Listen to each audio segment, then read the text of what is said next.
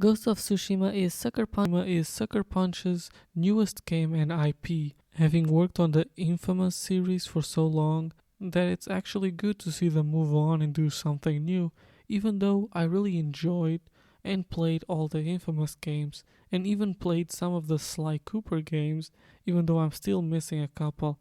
But what I have played, I really enjoyed, and when it comes to this game, I even got the platinum. But with all that said, this game is beyond not perfect. I just want to preface that as we go into this review, that when I may get very critical of it, to remind that I still enjoyed it enough to 100% it. So let's start with the story. Ghost of Tsushima takes place in the island of Tsushima as it's being invaded by Mongols, which, taking place in the late 13th century, matches with the real life events of the Mongol invasion. But the story itself, of course, being very character driven and dramatized here, focusing on Jin Sakai and his initial downfall as a samurai as the Mongols successfully invade the island, and his inevitable comeback, which is a very common and simple story. Here, what adds to it, it's primarily the setting of a somewhat realistic samurai setting, and also the struggles of Jin as he sees himself forced to abandon what is considerable the honorable ways of the samurai for the more rogue and sneaky ways, which plays heavily into the gameplay, but are seen as dishonorable by the samurai. And this is kind of where the plot falls for me. The conflict feels forced because the game does a good job explaining why these are your only options you have. There are only two samurais left alive in this island, and the other samurai is your uncle, whose boomer energy overwhelmingly flows through him, and he's the only opposing force for Jin's development. Maybe his uncle opposition would work better if there was some merit to using the samurai ways in this specific story, but there really isn't. Every time the samurai ways are a choice, it is the wrong choice that will get people killed. They tried to get around this by adding two major drawbacks to Jin's ways. That being, one, the people fearing the ghost of Tsushima, that is Jin, for his brutality and ways of killing, but it doesn't really work when every villager still wants his help in some way, and because he only kills Mongols. Some side quests try to address this, but even those always end up with Jin being the good guy by the end, which he is. The second method is a sort of spoilery, but I feel like I need to talk about it to justify my reasoning, so I'll be light on the details, but it involves Jin using poison against the enemies, and how after that the enemies start using poison as well, which kinda works. It brings a guilt to Jin for in some way introducing the poison to the Mongols, which is later used against the villagers and even against Jin in the gameplay. But my problem here is Mongols never fought fair. They decapitated the messenger and often set people on fire. Nothing was stopping them from using poison besides not knowing it was a thing, which I think is what the game is going for here. But the thing is, and this is a big spoiler now, and I recommend skipping about 30 seconds if you don't want to be spoiled, but here we go, is the one time the poison is used to kill innocents, it really looks like the kind of damage that could have just been done by fire, because everything is burned to the ground, and it really diminishes the impact of this thing that is supposed to work as a big moment of regret for Jin and you the player. But for me it really fell flat, because the way it's visually portrayed in the game, it makes it look like it was the fire for the most part, which the Mongols were already using before the poison was introduced. But I've been talking too much about the story, and in the end I don't think it's bad, I just think it's simple, and its attempts at being more complex fall very flat for me. But they might not for you. Moving on to the gameplay, which is very entwined with the story given how there's two ways of playing. The direct combat approach of the samurai and the more stealthy way, kinda like a Ronin, this being used in the open world where you can retake army bases and villages, along with doing simple side missions where you follow NPCs around and they'll tell you their stories. If this sounds like a Ubisoft game, That's because it very much is. There's even towers to climb up. It's very derivative of those open world games of the generation. It even has the interrogation marks on the map a la Witcher 3 and subsequently the Assassin's Creed series that would also adopt it. And the buttload amount of crafting items that only get used to upgrade a handful of things. At least the cosmetic side only has you collecting flowers, which is fairly simple, but it also leaves me wondering why even have a base currency when the only thing you can do with it is buy ammo for the most part. But all of this would be fine if the missions didn't feel so uninspired.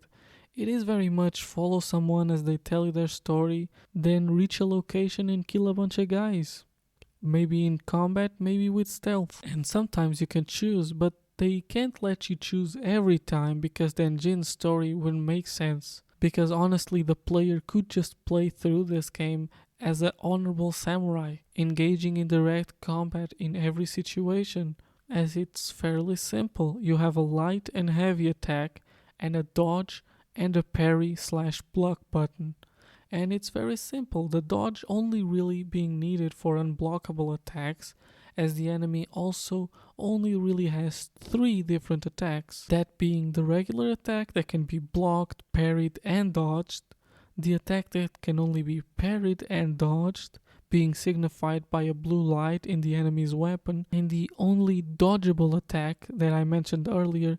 The only thing really adding to the complexity here is the classes of enemies such as swordman, spearman, shieldman, and giant dudes. Yes, they're all dudes. Anyways, the only thing this adds to the gameplay is the fact you have stances that are useful against each of the different types of Mongols, and sometimes not Mongols, no spoilers. But changing between these stances mid-combat is so simple as the world goes slow motion for you to do it that it hardly adds much to it. In fact, it just kinda becomes tedious in the later game. Honestly, I would have traded this system for a much better camera system because the one here kinda sucks. For anything that isn't wide open field, it gets stuck in positions you can't see anything far too often, and given most of the combat is done with the face buttons, those being cross, square, triangle, circle, it's not like messing with the camera mid-combat is really something you want to be doing.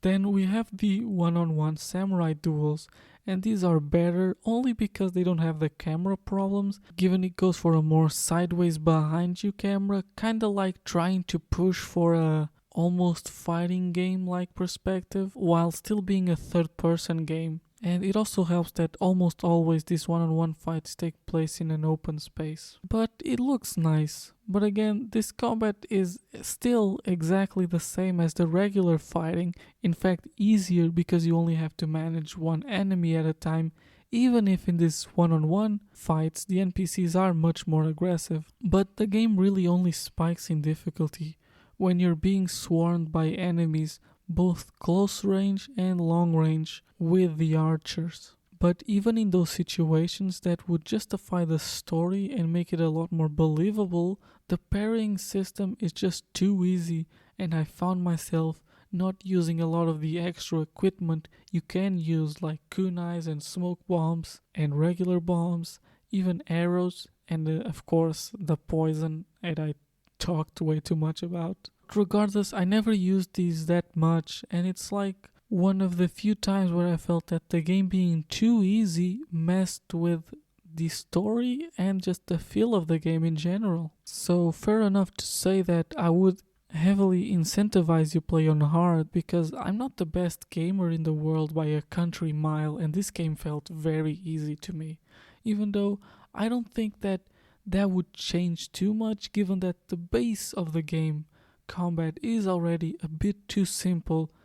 That being said, it feels really good and it's very responsive, which definitely helped me pull through it all.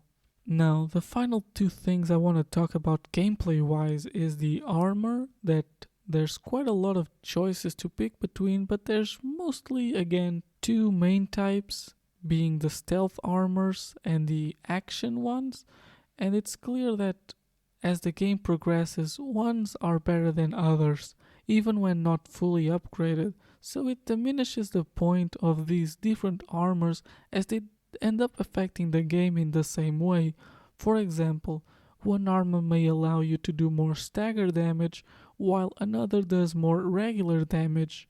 Given most enemies have you needing both types of damage to beat them, given they love to defend, and how characters that don't defend will have laughably weak health bars and die in just 2 hits regardless of damage upgrades, then it hardly matters which one you choose, doesn't it?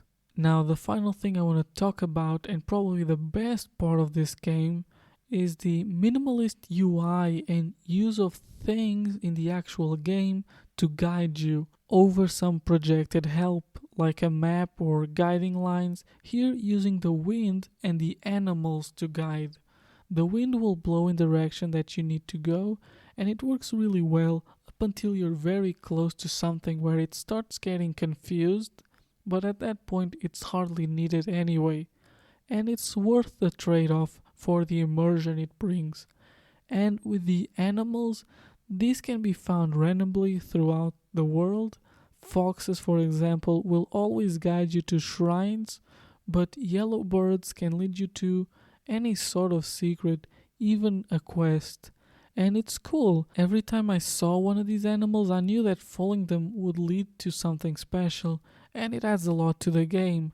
That being said, these things that they lead to also end up becoming sort of repetitive, especially if you're going to 100%, where its rewards really become diminishing returns with the type of upgrades you get. But still, it's a really nice detail and probably the most unique thing about this game, and it really helps make this game and its graphics even easier to appreciate.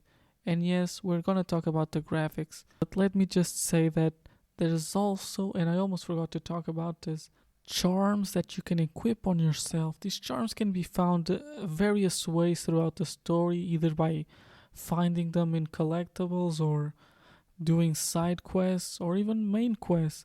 And my god, are these useless. They are mostly like make you slightly faster at aiming, make you slightly better at stealth, and it's barely any noticeable between them.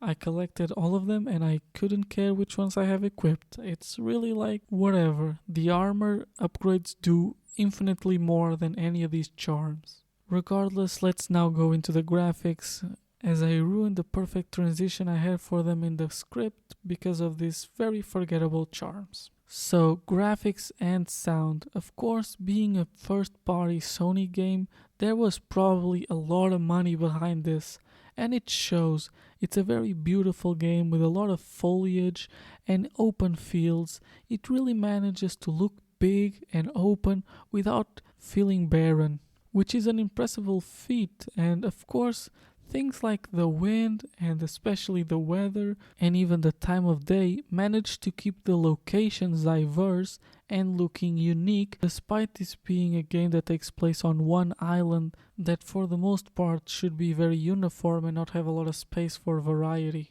because of the setting. That being said, that's also its biggest downside visually. It is an island in the 13th century and there just isn't much here besides forest, villages, and while it looks nice at first, it does get old towards the end.